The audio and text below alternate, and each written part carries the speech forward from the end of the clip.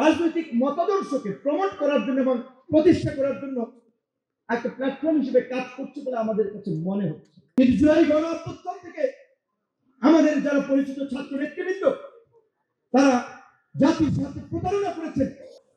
ছাত্রলীগের দুর্বৃত্তরা হামলে পড়েছিল। 22শে ডিসেম্বরও ছিল শনিবার। একইভাবে আমাদের উপরে সেদিন বর্বরোচিত আক্রমণ করেছিল। আমরা 2018 সালে কেন হামলার শিকার হয়েছিলাম?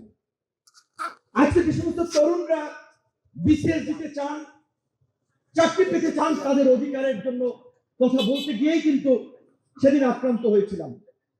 একইভাবে 2019 সালের 22শে ডিসেম্বর কিংবা তার পূর্বে 6 অক্টোবর রাত কিংবা পরবর্তী সকাল 7 অক্টোবর বুয়েটের মেধাবী ছাত্র আবরার ফাহাদের মৃত্যুকে কেন্দ্র করেও বুয়েটের ছাত্ররা যখন কথা বলতে সাহস পাচ্ছিল না,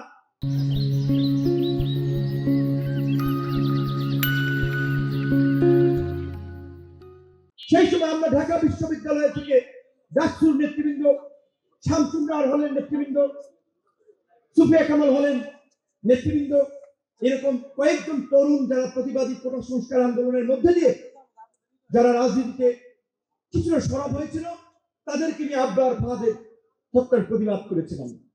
তার পূর্বে 17ই ডিসেম্বর ভারতের এনআরসি এবং সিএ, যেটা মূলত সংখ্যা মুসলমানদেরকে ভারত থেকে বিতাড়িত করা, এই মোদী এবং হিন্দুত্ববাদী আরএসএস এর যে প্রকল্প, উগ্র হিন্দুত্ববাদী আদর্শের পৃষ্ঠপোষক রাষ্ট্রীয় ক্ষমতা অধিষ্ঠিত মোদীর দল বিজেপির যে প্রকল্প, সেটার একটা প্রতিবাদ জানাতে গিয়ে আমরা সেই 22শে ডিসেম্বর হামলা টার্গেট হয়েছিলাম।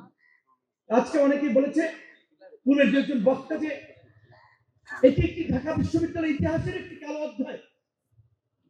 ঢাকা বিশ্ববিদ্যালয় নির্বাচিত শিক্ষার্থীদের সর্বোচ্চ প্রতিনিধি এবং ঐতিহাসিক নির্বাচন, সেই নির্বাচনের ভিত্তি ডাকসু থেকে এই প্রোগ্রামটি করা উচিত ছিল। এটা পরিষ্কার এবং সত্য আমাদের উপলব্ধি যে আবার মাঝখানে একটা গ্যাপের পরে যে ডাকসু হয়েছে, সেই ডাকসু সার্বজনীন ডাকসু হতে পারছে না।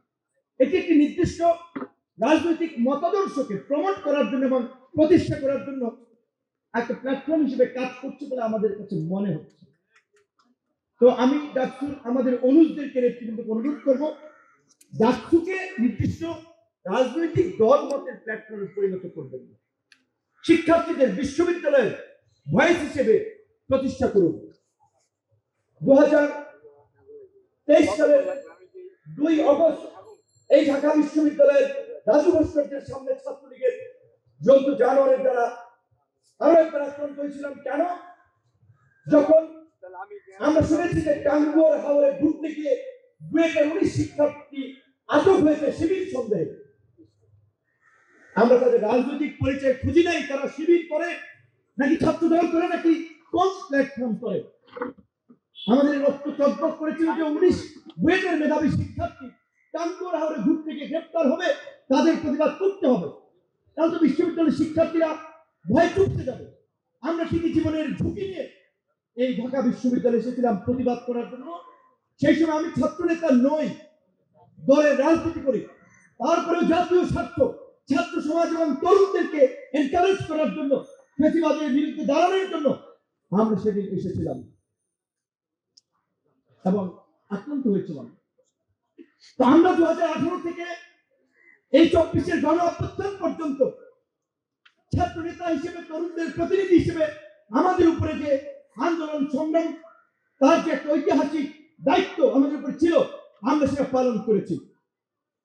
কিন্তু জুলাই গণ অভ্যুত্থান থেকে আমাদের যারা পরিচিত ছাত্র নেতৃবৃন্দ তারা জাতির সাথে প্রতারণা করেছেন। অনেকে তাদের উপরে যে ঐতিহাসিক দায়িত্ব পড়েছিল, সেই দায়িত্ব তারা পালন করতে পারেননি। তাদেরকে কেন্দ্র করে একটা জাতি ঐক্যবদ্ধ হয়েছিল, নতুন বাংলাদেশের স্বপ্ন দেখেছিল, সেটি তারা পারেননি।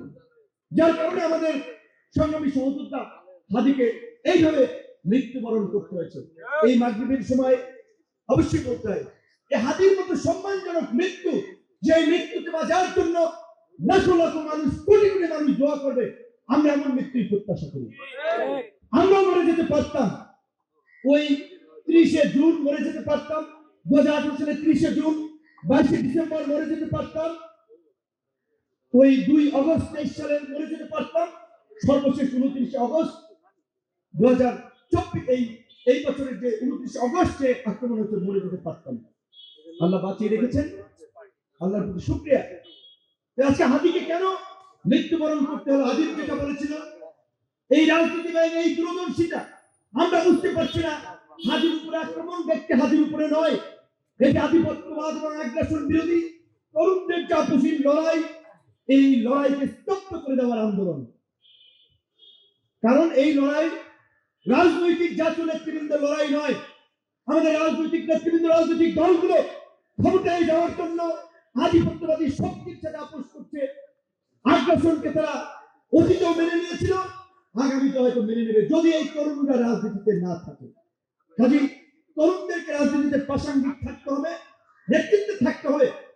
আগামী যে জাতীয় সংসদ নির্বাচন হচ্ছে, অবশ্যই আমি মনে করি এই ঐতিহাসিক পার্লামেন্ট, যে পার্লামেন্টে জুলাইয়ের আকাঙ্ক্ষার ভিত্তিতে জুলাই জাতীয় সড়ক নিয়ে আলোচনা হবে, ওই সড়ক বাস্তবায়নের মাধ্যমে নতুন বাংলাদেশের যাত্রা হবে। এই সংসদে এই গণ অভ্যুত্থানের তরুণদেরকে প্রতিনিধিত্ব করতে হবে।